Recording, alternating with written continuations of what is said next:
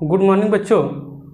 जैसे कि हमने कक्षा 12 में चैप्टर आनुवांशिक पदार्थ की खोज एवं डीएनए एक आनुवांशिक पदार्थ, इसी चैप्टर में बहुत से टॉपिक हमने क्लियर कर दिया है और उसी चैप्टर में अगला टॉपिक आज हम पढ़ाएंगे कि nucleotide polynucleotide chain in DNA, अर्थात पॉलीन्यूक्लियोटाइड चेन का निर्माण कैसे होता है। तो पॉलीन्यूक्लियोटाइड चेन का निर्माण करने से पहले आज हम सबसे पहला जो एलिमेंट लिए थे, शुरुआत सबसे जो एलिमेंट लिया गया था वहाँ से थोड़ा सा चर्चा कर लिया जाए, उसके बाद पॉलीन्यूक्लियोटाइड चेन बनाया जाएगा। जैसे कि सबसे पहला जो हमारा एलिमेंट था नाइट्रोजनस बेस। नाइट्रोजनस बेस को आपस में किसके साथ जोड़ते थे? नाइट्रोजन बेस को जब हम लोग पेंटोज शुगर्स के साथ आपस में जोड़ते थे तो उस समय न्यूक्लियोसाइड्स का निर्माण किया जाता था। नाइट्रोजन बेस और पेंटोज शुगर को जब आपस में जोड़ा जाता है तो न्यूक्लियोसाइड का निर्माण होता है और न्यूक्लियोसाइड को जब फास्फोरिक एसिड से जोड़ा जाता है तब न्यूक्लियोटाइड्स का निर्माण होता है। न्यूक्लियोटाइड एक से अधिक अगर हो जाएं और आपस में सब जुड़ने लगे तो किसका निर्माण होगा? Polynucleotide chain. पॉली का मतलब है अधिक, न्यूक्लियोटाइड से न्यूक्लियोटाइड है और जब न्यूक्लियोटाइड एक से अधिक न्यूक्लियोटाइड आपस में जुड़ने लगते हैं तो उसे पॉलीन्यूक्लियोटाइड कहते हैं। जैसे मान लीजिए ये सब न्यूक्लियोटाइड हैं, जब न्यूक्लियोटाइड आपस में जुड़ेंगे तो एक चेन का निर्माण किया जाएगा। एक देखिए चेन बन रहा है, इसी को कहते हैं पॉली। पॉली मतलब एक से अधिक किसकी संख्या? न्यूक्लियोटाइड की संख्या, और सब आपस में जब जुड़ने लगते हैं तो बनाते हैं पॉलीन्यूक्लियोटाइड चेन। ठीक, अब पॉलीन्यूक्लियोटाइड चेन में जो है इसके पहले वाला जो न्यूक्लियोटाइड चेन था, न्यूक्लियोटाइड जो था डीएनए के केस में 4 न्यूक्लियोटाइड्स बनाया गया था। ठीक है, डीएनए के केस में 4 न्यूक्लियोटाइड्स बनाया गया था, जो चारों न्यूक्लियोटाइड्स का नाम जैसे कि पहला है डीऑक्सी साइटी डाइलिक एसिड, ये पहला न्यूक्लियोटाइड्स है। दूसरा डीऑक्सी एडिनाइलिक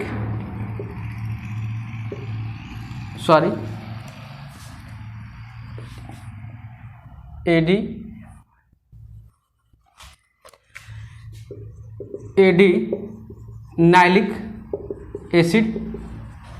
तीसरा डीऑक्सी गुआनाइलिक एसिड। ठीक, और चौथा जो है वो है डीऑक्सी साइटिडीन एडेनिन गुआनिन, और बचा क्या? थायमीन, अर्थात थायानाइलिक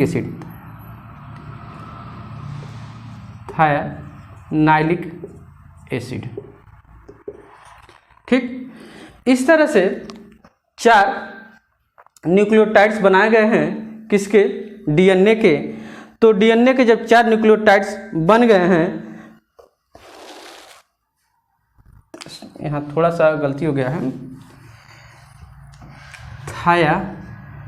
जो थायमीन होता है ना, तो थायमीन के कारण यहाँ बनेगा थायमिडीनाइलिक एसिड।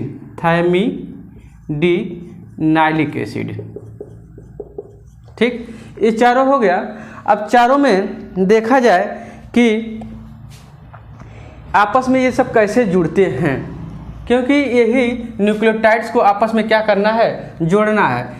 ये वाला न्यूक्लियोटाइड इनसे जोड़ लीजिए, ये वाला न्यूक्लियोटाइड इनसे जोड़ लीजिए, ये वाला न्यूक्लियोटाइड इनसे जोड़ लीजिए। ये कोई ज़रूरी नहीं है कि इसी क्रम में रहें, आपको इसी चारों न्यूक्लियोटाइड को जोड़ना है। चाहे पहले ये ले लीजिए तो इसको जोड़ लीजिए, इसको ले लीजिए चाहे इसको ले लीजिए, किसी को लिए एट रैंडम में किसी को लेना है, लेकिन इसी चारों में से ही लेना है। और इस चारों को जब आपस में जोड़ेंगे तो बनेगा पॉलीन्यूक्लियोटाइड चेन। ठीक, अब पॉलीन्यूक्लियोटाइड चेन बनाया जाए इन चारों को जोड़ करके आपस में, तो देखा जाए पहला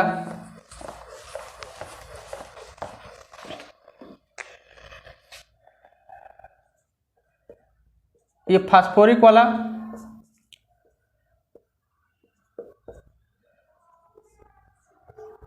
ये डी ऑक्सी है तो यहाँ एक ऑक्सीजन की कमी रहेगी और H पहला जोड़ देते हैं cytidylic acid, D oxy cytidylic acid. तो इसे पूरा न लिख करके शॉर्ट फॉर्म में लिख दे रहे हैं, डी ऑक्सी साइटिडाइलिक एसिड है और यहाँ H, यहाँ OH और यहाँ CH2 और ये आपस में जुड़े थे किससे? ईस्टर बॉन्ड के सहायता से, इसे कहेंगे ईस्टर बॉन्ड। और ये किसके सहायता से जुड़े थे? Glycosidic bond, glycosidic bond. ठीक है, ये पहला कंपाउंड हो गया। दूसरा बनाते हैं इसी तरह हूबहू, बशर्ते एक नाम बस चेंज हो जाएगा। जिस कंपाउंड को लेंगे उसी कंपाउंड का नाम रख देंगे।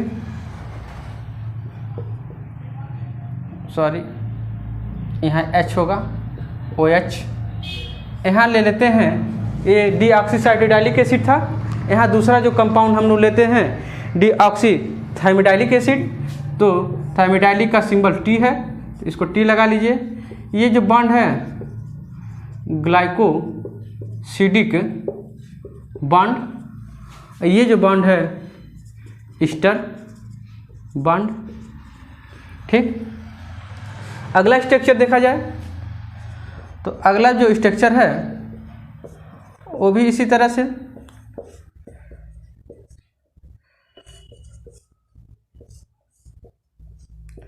H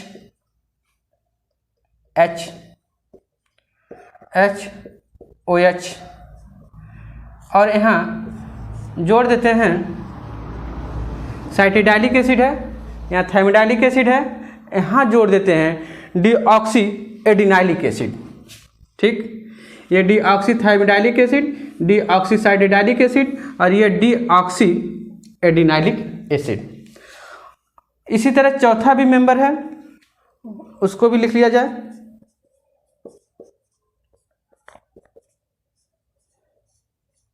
CH2। ठीक, OH। यहाँ जो चौथा मेंबर बचा वो चौथा मेंबर क्या है? गुआनाइलिक एसिड, तो यहाँ G लिख दिया जाए। ठीक, अब यहाँ भी देखिए ये कौन सा बॉन्ड? Ester bond. ये कौन सा बॉन्ड? Ester bond. ये कौन सा बॉन्ड है? Glycosidic bond. ये कौन सा बॉन्ड है? ये भी है ग्लाइकोसिडिक बॉन्ड। ठीक, इस तरह से हम चारों DNA का न्यूक्लियोटाइड्स बना दिए हैं। पहला जो था डीऑक्सी साइटिडाइलिक एसिड था, दूसरा जो था डीऑक्सी थाइमिडाइलिक एसिड था, तीसरा जो है डीऑक्सी एडिनाइलिक एसिड है और चौथा डीऑक्सी गुआनाइलिक एसिड है। जब ये सब आपस में एक दूसरे के चेन बनाना है तो एक दूसरे के रूप में एक दूसरे के ऊपर नीचे लगेगा, एक दूसरे के ऊपर क्या करेंगे? इसको जोड़ते रहेंगे। जब जोड़ेंगे तभी एक लंबा चेन का निर्माण किया जाएगा। तो अब इसको जोड़ना है, इसको जोड़ना है इनके साथ, इसको जोड़ना है इसके साथ, इसको जोड़ना है इसके साथ। अभी सब देखिए अलग अलग हैं, एक मोती की तरह हैं, अभी धागे में लगे नहीं हैं। जब इसमें एक दूसरे को धागे से क्या करना है? जोड़ना है, तो वो धागा कौन सा है? कौन सा बॉन्ड के सहायता से जुड़ता है? ठीक है, तो उस बॉन्ड को कहते हैं फास्फोडाइईस्टर बॉन्ड। ठीक है, वह बॉन्ड का नाम है फास्फोडाइईस्टर बॉन्ड। अब यहाँ कार्बन नंबर 3, 1 2 3, इस कार्बन नंबर 3 से ये वाला फास्फोरिक एसिड जुड़ेगा, जिसमें इसका H और इसका OH आपस में मिल जाएंगे। ठीक, इसी तरह इनका भी, इसका H इसका OH आपस में मिल जाएंगे। इसी तरह इनका भी ये H और ये OH आपस में मिल जाएंगे। ठीक है, जब मिलेंगे तो सभी H और H वाले जो आपस में मिल रहे हैं तो H2O का निर्माण हो रहा है, जिससे एक मॉलिक्यूल वाटर की कमी हो रही है, अर्थात एक मॉलिक्यूल वाटर यहाँ से डिस्चार्ज किए जा रहे हैं। अब देखा जाए कैसे डिस्चार्ज होते हैं। अगला स्टेज जो है इसका,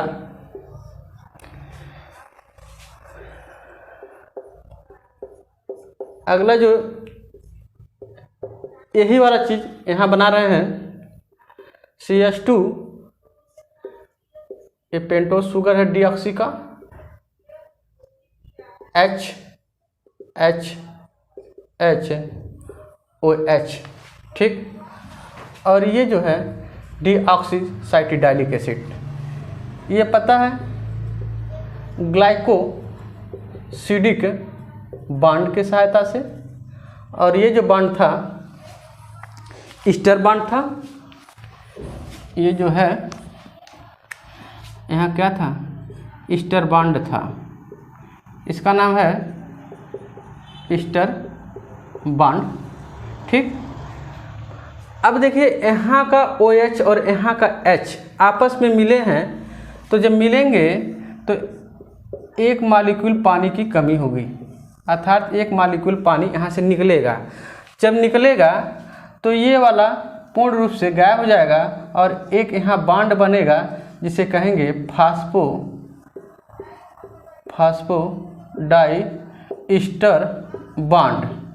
ठीक, अब ये बॉन्ड जो है यहाँ फास्फोरिक के साथ ऐड कर लेते हैं। ठीक, CH2,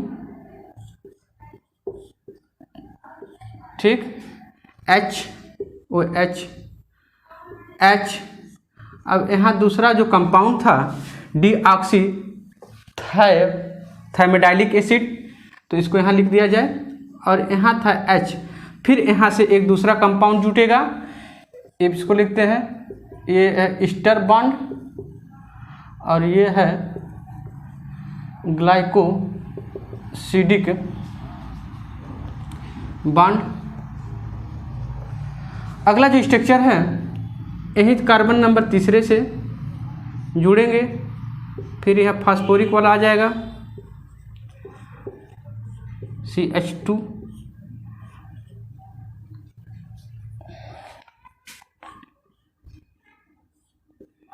H, यहाँ भी H है, H, तीसरा कंपाउंड एडिनाइलिक एसिड, इसको लिख लिया जाए। अब क्या है, यहाँ H और यहाँ H, ये हो गया। अब पुनः ये क्या करेगा, अगले वाले कंपाउंड से जुड़ेगा। अगला वाला जो कंपाउंड है यही है। अब आपस में क्या करेंगे, सब बॉन्ड के सहायता से सब क्या कर लिए हैं, जोड़ लिया गया है। ठीक है, अब देखिए सभी एक दूसरे से क्या किए हैं, जुड़ गए हैं, किसके सहायता से, फास्फोडाइस्टर बॉन्ड की सहायता से। ये जो बॉन्ड था फास्फोडाइस्टर बॉन्ड था, ये ईस्टर बॉन्ड है, ये बॉन्ड क्या बनाएगा, फास्फोडाइस्टर बॉन्ड, फास्फोडाइस्टर बॉन्ड। ये क्या है, ये ईस्टर बॉन्ड है, ये क्या है, ग्लाइकोसिडिक बॉन्ड है। इसी तरह ये भी आएगा, ये क्या है, फास्फोडाइस्टर बॉन्ड है, और ये क्या, कौन सा बॉन्ड, ईस्टर बॉन्ड है। ठीक, इसी तरह क्या करेंगे,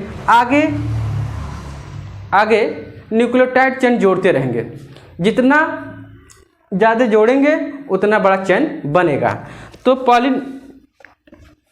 DNA जो होते हैं, DNA का चेन बहुत बड़ा होता है। ठीक है, ये जो होते हैं DNA, अगर देखा जाए तो इस तरह से उलझे हुए केंद्र के अंदर पाए जाते हैं। अगर इनको खोल दिया जाए तो खोलने के बाद ये बहुत लंबे चेन होते हैं, जिसकी दूरी मतलब कह लिया जाए कि पृथ्वी से वहाँ सूर्य तक के आराम से पहुँचा दिया जाता है। जो हमारे शरीर में जितनी बॉडी में जितनी भी कोशिका हैं, अगर सारी कोशिका का डीएनए निकाल दिया जाए तो ये इसकी दूरी इतनी लंबी होती है। ठीक है, अब इसी तरह हम क्या करेंगे, आगे जोड़ते रहेंगे न्यूक्लियोटाइड्स को, जोड़ते जोड़ते एक लंबा सा चेन बनाएंगे। उस लंबे चेन को ही हम क्या कहेंगे, पॉलीन्यूक्लियोटाइड चेन। इतना बात क्लियर हो गया होगा। कुछ नहीं है, प्रैक्टिस करेंगे, जितना अधिक प्रैक्टिस करेंगे ये अपने आप बनता चला जाएगा, क्योंकि इसमें याद करने वाला कोई चीज़ है ही नहीं। केवल याद करना कि कौन सा बॉन्ड किस कार्बन पोजीशन से जुड़ रहा है, कौन सा बॉन्ड आ रहा है। जैसे कि पहले जब हम लोग जोड़े थे तो सबसे पहला बॉन्ड आने वाला ग्लाइकोसिडिक बॉन्ड था। दूसरा बॉन्ड कौन सा आया था, ईस्टर बॉन्ड आया था। अब ये तीसरा जो है कंप्लीट रूप से स्ट्रक्चर का निर्माण कर रहा है फास्फोडाइस्टर बॉन्ड की सहायता से। इस तरह से डीएनए और आरएनए का निर्माण किया जाता है। ये हमारा था डीएनए आरएनए का स्ट्रक्चर। ठीक है, यहाँ तक का बात आप लोग को क्लियर हो गया होगा। और प्रैक्टिस जितना अधिक से अधिक करेंगे उतना ही क्या होगा, ये शार्प होगा और दिमाग में आपका क्या होगा, बैठेगा।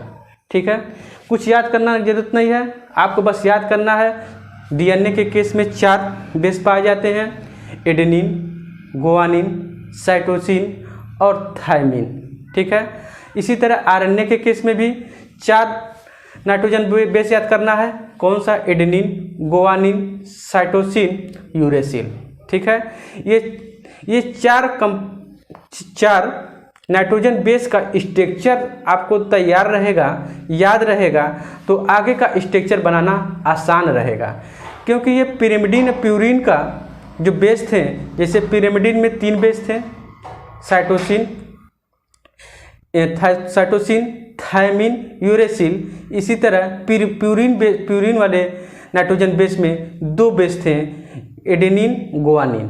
ठीक है, इस कुल मिला जुला के आपको कितना याद करना है, adenine, guanine, cytosine, thymine, uracil. ये 5 हैं।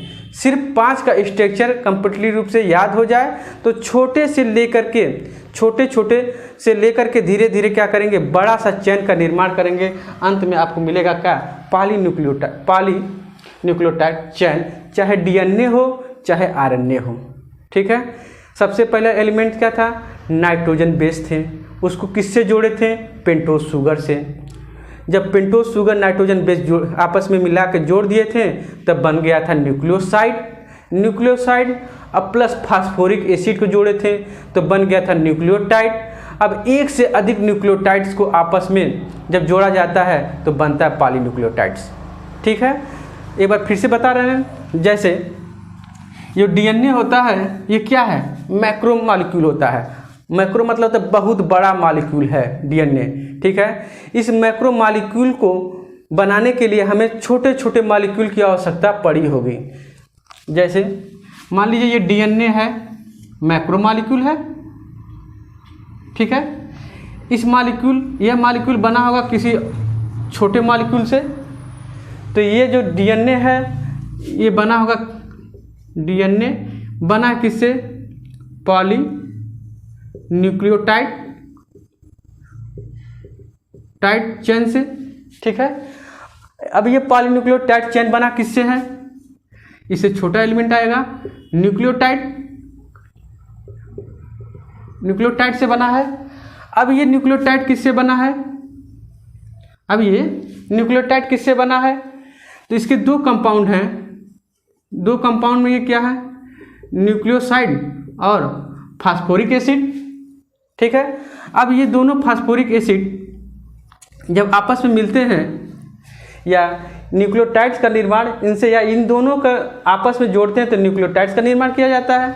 अब आता है इस न्यूक्लियोसाइड का निर्माण किससे किया गया है, तो न्यूक्लियोसाइड का भी निर्माण 2 छोटे कंपाउंड से किए गए हैं, जिसे कहते हैं नाइट्रोजन बेस और इसको कहते हैं क्या, पेंटोज शुगर। देखा जाए तो छोटा छोटा 2 एलिमेंट मिलकर के एक एलिमेंट बनाए थे। अब ये इस तरह का एक एलिमेंट और आया था, आपस में जुड़ करके एक बड़ा एलिमेंट बनाए, और इसकी संख्या एक से अधिक हो जाने पर या न्यूक्लियोटाइड की संख्या एक से अधिक ले लें तो आपस में जोड़ेंगे तो बनेगा पॉलीन्यूक्लियोटाइड चेन, और जिसको हम क्या कहते हैं, डीएनए या आरएनए। ठीक है, इसी क्रम में जाएंगे, छोटे से छोटे अणु को जोड़ेंगे तो बड़ा, बड़ा को जोड़ेंगे फिर उससे बड़ा, उसको जोड़ेंगे तो उससे बड़ा, उसको जोड़ेंगे तो उससे बड़ा। जो डीएनए क्या है, मैक्रोमॉलिक्यूल है, जिसका एटॉमिक भार या कह सकते हैं उसकी जो वजन होता है उच्च आणविक भार का होता है। ओके, ठीक, इसी चैप्टर का अगला टॉपिक हम पुनः पढ़ाएंगे। आज के लिए धन्यवाद।